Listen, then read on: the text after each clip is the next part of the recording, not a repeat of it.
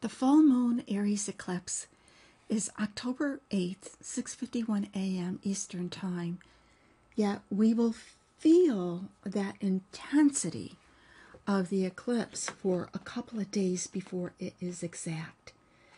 It will be leading up once the moon goes into Aries, about 6 a.m. Eastern Time on the 7th. The urge and the intensity, deep emotions start erupting. The message from this full moon eclipse is that whatever you have not negotiated since the new moon, compromised, even if you didn't talk to one single person, even if it was within yourself, the message was to understand yourself and what about relationships that you can absolutely don't cross this line. This is the line in the sand. You can't come over it or else it's over. And yes, there's where I can compromise. And all doing it with a sense of inner peace, compassion, and understanding the other person. If that was not handled, then what will happen in this full moon eclipse is that relationships that are fragmented already will crumble. We have a very strong Uranus energy. See, the planet Uranus is at 14 degrees of Aries, conjunct the moon at 15 degrees of Aries, which of course means it's opposite the sun. And so this is it's an emotional charge of something breaking, something not being steady, something knowing that things cannot stay the same.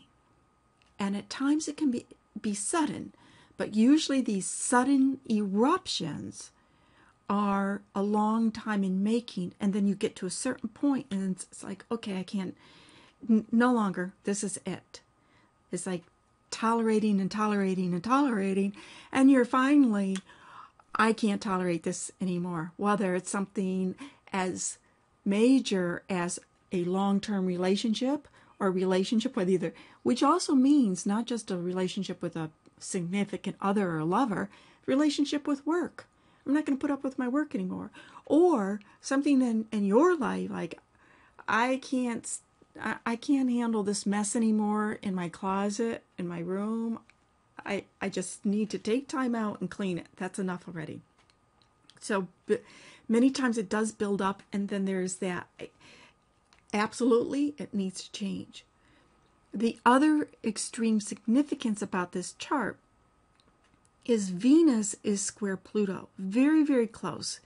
It's the closest besides the full moon, which of course the eclipse, by nature it is exact.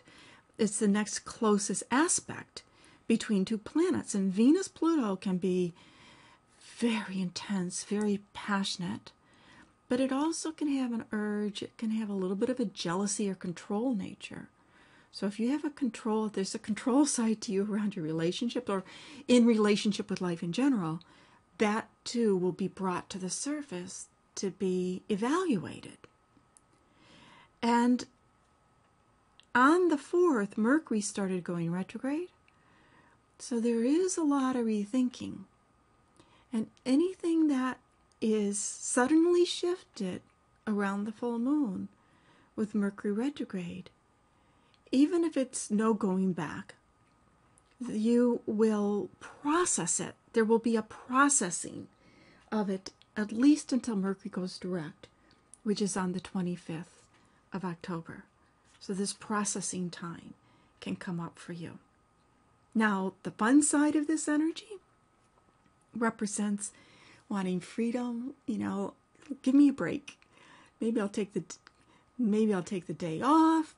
Maybe I'll make some plans for some fun and excitement when I do have some time off.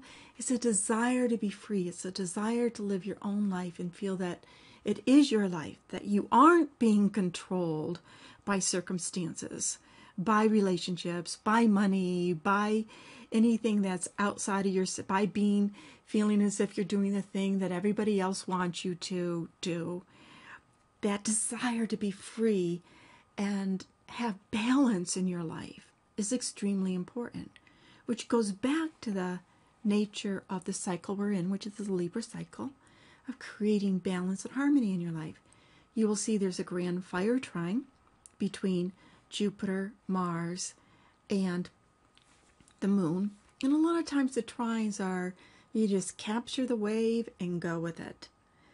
This sometimes can be really great, right?